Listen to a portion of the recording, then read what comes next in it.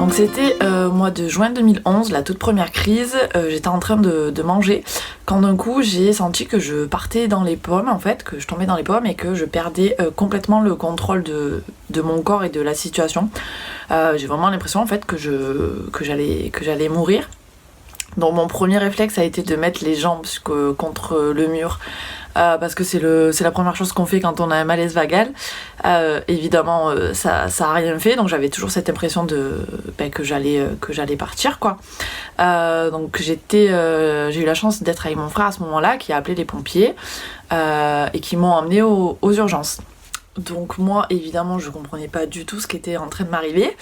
Et dans le camion, je me rappelle que le pompier m'avait dit mais vous inquiétez pas mademoiselle, je pense que c'est rien de grave, juste du stress, vous avez des soucis en ce moment?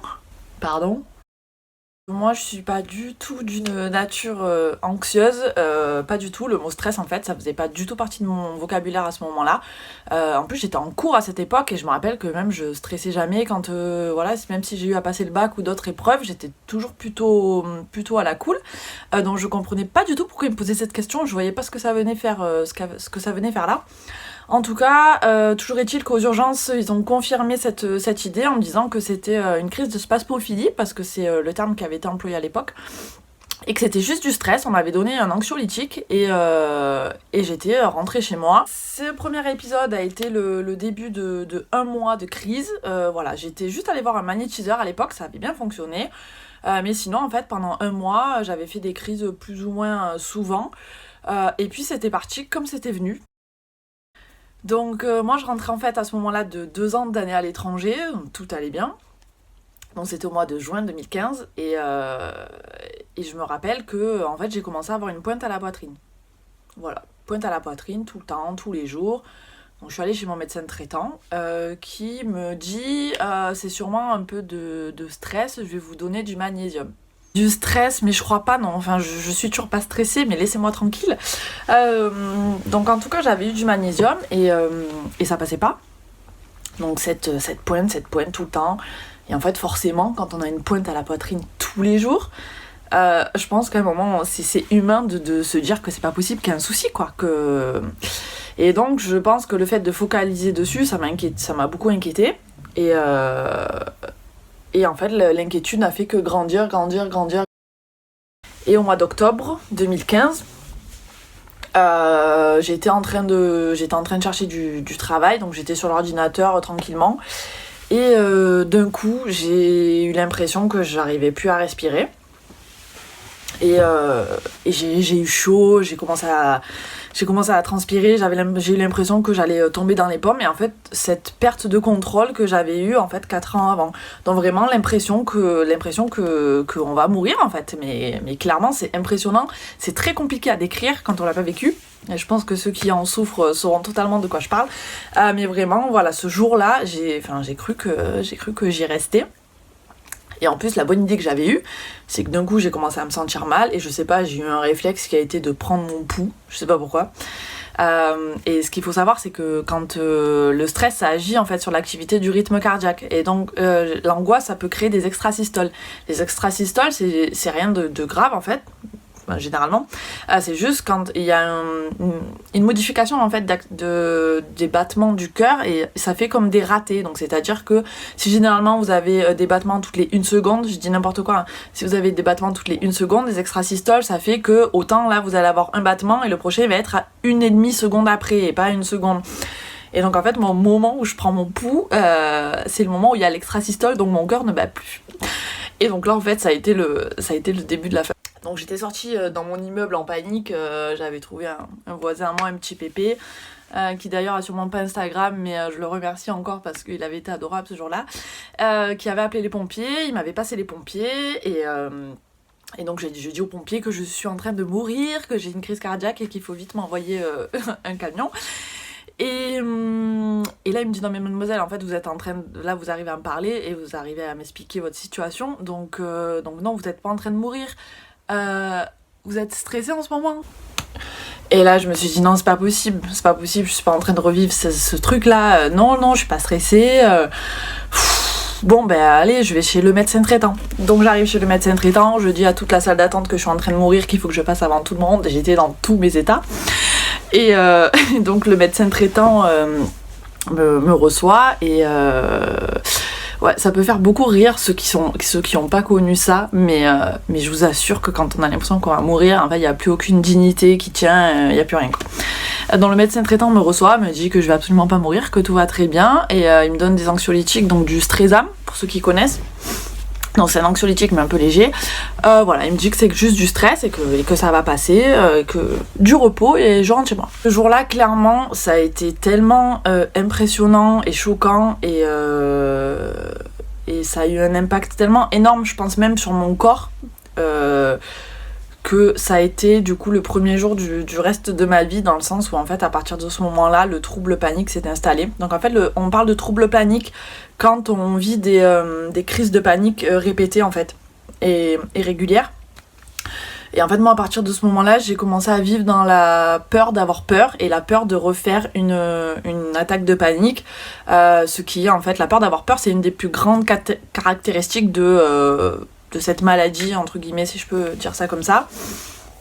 Bien que j'étais allée voir, ça c'est pour la petite anecdote, j'étais allée voir un jour un autre médecin traitant, je sais plus, parce que le mien était en vacances, je sais plus, et donc je lui explique que je fais des crises de panique, c'est très compliqué, je trouve pas de solution, et que je trouve qu'en France, les maladies mentales sont quand même très mal traitées, en tout cas, du moins pour ces histoires de crises de panique.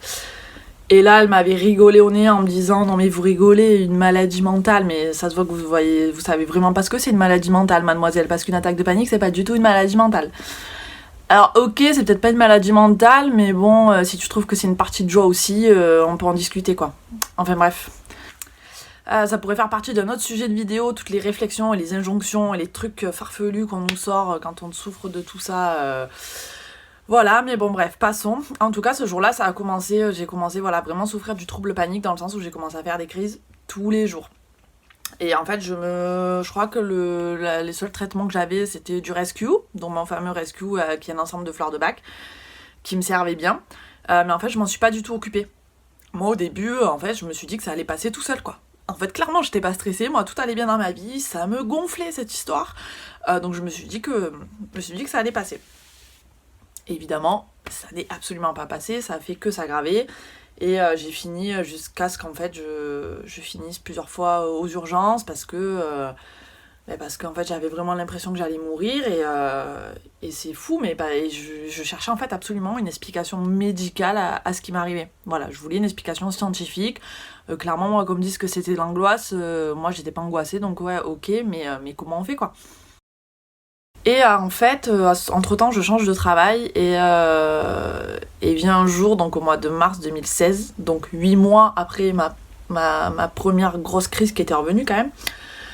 J'étais au travail et d'un coup, je sens que la crise arrive, quoi, donc j'arrive pas à respirer, donc je commence à aller dehors, essayer de respirer, de me calmer, je re-rentre, je ressors, je re-rentre, je ressors, enfin bref, ça allait pas du tout. Et donc ma collègue qui me voit un peu faire mon manège me dit ça va ? Et donc là je lui dis écoute, je sais pas, je suis un peu stressée, je crois, j'ai l'impression que j'arrive pas à respirer, ça fait quelques mois que j'ai ça et voilà, c'est un peu galère, mais je sais pas ce que c'est, quoi, enfin je comprends pas. Et là elle me dit comme mon copain, tu fais des attaques de panique. Donc quand même depuis 8 mois j'avais vu quand même plein de médecins. C'est la première fois que je trouvais en fait que j'avais un mot sur ce qui m'arrivait, quoi. Mais c'est bête, hein, mais ça a été une délivrance juste de pouvoir nommer en fait ce que j'étais en train de vivre. Et en plus ça m'a ouvert d'un coup en fait une multitude de ressources, quoi, juste pour essayer de guérir et de comprendre ce que j'avais. Donc suite à ça j'ai commencé une thérapie cognitive et comportementale, mais j'étais encore complètement en fait dans le déni, je pense. En fait clairement ça me saoulait, j'avais pas envie de faire des exercices, moi tout ce que je voulais c'était qu'on me donne un médicament et que j'aille mieux, et en plus j'avais ce côté difficulté financière, dans le sens où ça me saoulait en fait d'aller payer des séances à 60 € pour régler un truc que moi j'avais même pas demandé, et en fait j'étais complètement en colère que ça soit pas remboursé par la sécurité sociale et que moi ça me mette à mal au niveau financier alors que j'ai rien demandé. J'étais dans la résistance mais totale. totale. Je crois qu'on pouvait pas faire plus. Donc en fait j'ai fait quelques séances et puis après j'ai arrêté. Ensuite j'ai vu je crois 2 psychiatres différents, plus pour le côté ok je vais voir quelqu'un parce qu'on me dit que c'est dans ma tête mais et au moins c'est remboursé. Mais j'étais encore complètement contre. Entre temps j'ai vu un hypnotiseur, j'ai vu 3 kinésiologues, j'étais allée voir une chamane. Alors c'était très très drôle la chamane, c'était énorme. Elle tournait autour de moi, j'étais allongée sur un lit, elle tournait autour de moi en train de chanter des trucs. Voilà, alors c'était assez fou parce qu'elle m'avait sorti des trucs de dingue alors que je lui avais rien dit. Mais bon, voilà, ça a pas fait forcément son effet. Et en fait, à un moment, au bout de... Donc tout ce que je vous raconte, ça s'est étalé sur des mois et des mois. Hein. Et au bout d'un moment, je me dis, bon, ben, faudrait peut-être que je teste l'acupuncture parce que ça, j'ai jamais fait encore. Je pense que je vais peut-être sortir un livre sur toutes les trucs et astuces, les méthodes utilisées pour en mode guide du routard, quoi. Je pense que je vais faire un petit guide de la crise d'angoisse pour toutes les thérapies et les trucs qui existent pour essayer de se calmer. Toujours est-il que je trouve un médecin traitant à côté de chez moi qui pratique l'acupuncture, donc j'y vais. Et en fait là ça a été j'ai de suite fait confiance à ce médecin. Il était très informé en fait sur les crises d'angoisse, les attaques de panique et tout ça. Alors non seulement l'acupuncture, donc j'y allais 1 fois par semaine, me faisait énormément de bien, mais en plus ce médecin qui en fait me comprenait et arrivait à me rassurer, mais je pense que ça a été une étoile dans le ciel. Donc c'est lui qui a commencé à me parler surtout des exercices de respiration à faire par le ventre. Voilà, c'est lui qui m'a dit qu'il fallait surtout pas attendre la crise pour les réaliser, que c'était un travail quotidien, faire tous les matins, tous les soirs, le midi, en fait, dès qu'on pouvait. Moi, clairement, ça me gavait, j'avais pas du tout envie de faire des exercices de respiration, parce que je pense que j'étais toujours dans ce truc de « mais j'ai la flemme, en fait, moi, je veux juste respirer normalement et reprendre ma vie d'avant, et j'en ai marre, ça fait 2 ans et demi, là, j'en ai marre. » Voilà, en tout cas, je me rappelle, il me disait mais vous inquiétez pas mademoiselle, ça va passer, vous allez finir par guérir, vous en sortir, voilà, c'est dans vos têtes, vous risquez rien. Parce que en fait j'étais à chaque fois j'étais dans son cabinet en pleurs, épuisée quoi, en me disant que j'allais jamais guérir. Ce qu'il faut savoir dans les crises d'angoisse et le trouble panique, c'est que ok, c'est super handicapant d'avoir une crise d'angoisse, c'est horrible. Mais c'est surtout, en fait, ça entraîne énormément de choses derrière. Voilà, moi perso, je sais que du coup, j'étais devenue super hypocondriaque. Donc clairement, la sécurité sociale, je lui ai pas du tout fait du bien à cette époque. J'étais allée voir 3 cardiologues différents parce que dès qu'il y en a un qui me disait qu'en fait j'avais rien, j'étais en très bonne santé, je le croyais pas du tout. Donc en fait, on est beaucoup plus à l'écoute de son corps quand on souffre d'anxiété. Donc du coup, on devient un peu hypocondriaque dans le sens où on fait attention à des sensations qu'on a toujours eues, mais là en fait du coup on trouve ça bizarre. Donc j'étais devenue hypocondriaque, ça entraîne une certaine agoraphobie dans le sens où en fait on évite les lieux où il y a du monde, quoi, tout simplement. De la claustrophobie, parce que tout ce qui est le fermé, donc moi, en fait, dès que je sortais, que j'allais dans un endroit, je regardais de suite où était la sortie de secours pour essayer de me mettre au plus près. On sait jamais s'il arrivait quelque chose. Voilà, et donc à ce moment-là, moi, je pouvais plus prendre du tout la voiture. C'était très compliqué. Non, même pour faire 5 minutes de voiture, c'était une horreur. Voilà, donc je prenais plus la voiture, mais d'un côté, les transports en commun, ça allait pas non plus. Enfin bref, la galère totale. Donc j'ai commencé à prendre des anxiolytiques.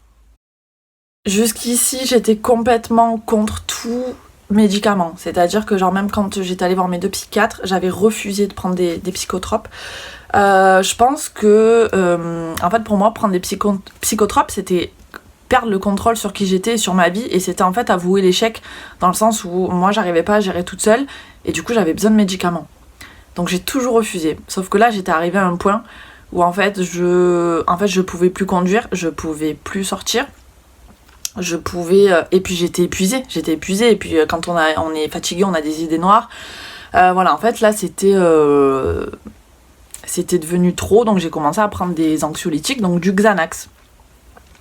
Et en fait, le Xanax, donc je l'ai gardé pendant 1 an. Alors je fais pas du tout la promotion des psychotropes dans cette vidéo, mais clairement je pense que ça m'a sauvée dans le sens où ça a fait redescendre quand même un peu la pression.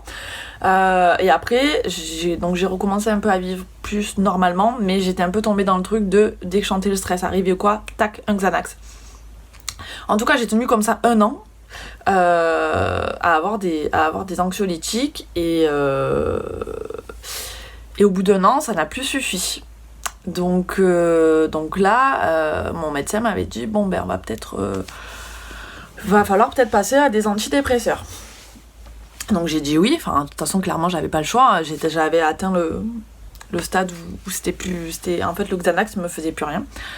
Donc j'ai commencé à prendre les antidépresseurs et ça a duré une semaine, clairement, j'ai pas pu les prendre plus. Et c'est pas que j'ai pas voulu, c'est qu'en fait j'étais complètement dans les vapes et que je travaillais à ce moment-là et que j'arrivais pas du tout à gérer le boulot quoi, parce que j'étais complètement ailleurs. Au bout d'une semaine j'ai dit que j'arrêtais. Et en fait à ce moment-là, mon fameux médecin me parle de la thérapie EMDR. Donc je pense en fait qu'il m'en avait déjà parlé, mais que moi toujours pareil, c'était passé au-dessus. Et il me dit la thérapie EMDR, ça a quand même des bons résultats pour les crises de panique et tout ça. Moi, écoutez, sur ma liste de 50 trucs que j'ai essayé, ça je l'ai pas fait encore, donc pourquoi pas, allons-y. Et donc ça a donné donc, la fameuse vidéo que vous pouvez retrouver aussi sur le Insta. Et voilà, donc le MDR a eu des résultats flagrants en très peu de séances et m'a du coup sauvée en quelques séances de mes attaques de panique qui perduraient depuis 3 ans. Donc ça c'était pour la partie on va dire médicale. Il y a eu le moment aussi dans mon parcours où en fait j'ai commencé à m'intéresser à tout ce qui était on va dire spiritualité et développement personnel, dans le sens où de toute façon en fait j'avais tout essayé, niveau médical j'avais rien et je vous assure que c'est très compliqué parce que les crises de panique on en vient même en fait, vu qu'on a l'impression qu'on va mourir et qu'à chaque examen médical on nous dit qu'on est en très bonne santé. Ce qui est horrible, c'est qu'on en vient à vouloir qu'on ait quelque chose de grave juste pour pouvoir en fait être guéri et avoir un médicament ou une cure ou j'en sais rien. On espère avoir quelque chose de grave juste pour pouvoir être guéri en fait, c'est dingue. Et moi il y a eu des moments où j'ai pensé au pire quoi. Je me dis que j'ai eu la chance d'avoir un entourage génial qui a fait que ça m'a évité de faire des conneries, mais j'en pouvais plus en fait. Ou alors je m'étais dit qu'il fallait que j'aille en hôpital psychiatrique et que j'en ressorte pas tant que je sois pas guérie. Je pense que ça aurait été peut-être l'étape d'après pour me sauver, mais voilà, en tout cas ça peut vraiment mettre dans des états qu'on imagine même pas. Ça pour arriver au fait que le moment où je me suis rendu compte que toute explication scientifique était à mettre de côté. J'ai également fait une rencontre à ce moment-là et qui du coup m'a initiée à tout ce qui était spiritualité et développement personnel. J'ai découvert du coup la relation surtout en fait entre le corps et le mental et le fait que tout ce qui n'était pas exprimé était en fait somatisé par le corps quoi, et qu'on pouvait tous les jours avoir des symptômes de dingue qui étaient créés seulement par nos pensées alors qu'on n'avait même pas de problème physiologique. En tout cas tout ça, cette découverte, cette introspection personnelle, cette découverte de ce monde un peu holistique, ça a vraiment participé je pense à ma guérison aujourd'hui et au fait que je me considère maintenant comme quelqu'un d'anxieux et que je l'accepte complètement et que même quand je sens que le stress arrive ou que l'anxiété arrive et que j'ai des pointes à la poitrine ou que je me sens oppressée, je sais que c'est juste du stress et que ça va passer et donc je fais des exercices de respiration et voilà, maintenant je sais l'accepter et le maîtriser. Cette vidéo, du coup, c'est surtout pour les gens qui en souffrent en fait, qui sont en plein dedans et à qui j'ai envie de dire qu'on s'en sort, on guérit des attaques de panique, ça peut prendre des années, ça peut être long, mais en fait l'important c'est qu'on essaye, qu'on accepte, qu'on se dise que oui il y a quelque chose qui va pas, mais on essaye de faire en sorte que ça aille mieux et on va y arriver, voilà, pas de pression, chacun son chemin, chacun ses tourments, chacun a son passé. Voilà, il n'y a pas de culpabilité en fait à avoir, mais en tout cas on en guérit et on peut ne plus être victime de l'anxiété, même pour des gens qui font pas forcément des crises d'angoisse, mais qui ont souvent des symptômes qui sont dus seulement en fait au stress. On peut en fait juste l'accepter et cohabiter avec et pas que ça nous bouffe la vie en fait. Quand j'en souffrais à l'époque, je m'étais toujours dit que si un jour j'allais mieux, il fallait que j'en parle. C'était en gros un devoir parce que je me suis sentie tellement seule pendant ces 3 ans. à pas en fait être complètement incomprise quoi. C'était enfin même moi en fait déjà je comprenais pas ce que j'avais et en plus je me sentais mais complètement incomprise du monde entier. Je me demandais pourquoi moi je souffrais de ça. Ce qu'il faut savoir c'est que c'est quand même super compliqué d'expliquer à son entourage et tout ça.